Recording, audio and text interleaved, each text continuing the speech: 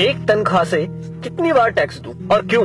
जवाब है, मैंने 30 दिन काम किया, तनख्वाह ली, टैक्स दिया, मोबाइल फोन खरीदा, टैक्स दिया, रिचार्ज किया, टैक्स दिया, डेटा लिया, तब टैक्स दिया, बिजली ली, फिर टैक्स दिया, घर लिया, टैक्स दिया, टीवी फ्रिज आदि लिए, टैक्स दिया, कार ली, टैक्स दिया, पेट्रोल लिया, फिर टैक्स दिया, सर्विस करवाई, टैक्स दिया, रोड पर चला, फिर भी टैक्स दिया, टोल पर फिर टैक्स दिया, लाइसेंस बनवाया, टैक्स दिया, गलती की तो टैक्स दिया, रेस्टोरेंट में खाना खाया तो टैक्स दिया, पार्किंग का टैक्स दिया, पानी लिया उस पर टैक्स दिया, राशन खरीदा उस पर भी टैक्स दिया, कपड़े जूते किताबें ली उस पर भी टैक्स दिया, टॉयलेट गया उस पर भी टैक्स दिया, दवाई ली तो भी टैक्स दिया, गैस ली टैक्स दिया, सैकड़ों और चीजें ली और टैक्स दिया, कहीं फीस दी, कहीं बिल, कहीं ब्याज दिया, कहीं जुर्माने के नाम पर तो कहीं रिश्वत के नाम पर पैसे देने ही पड़े।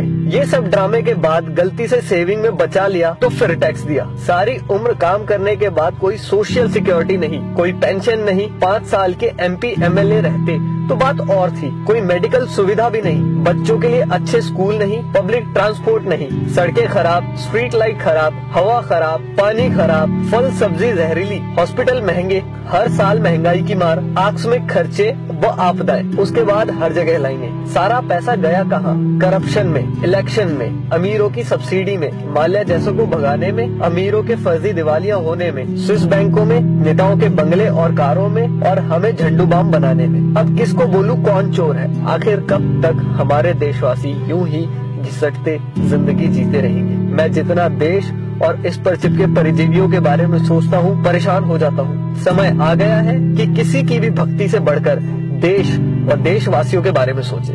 प्लीज इस वीडियो को शेयर करके देश के हर नागरिक तक पहुंचाएं। धन्यवाद।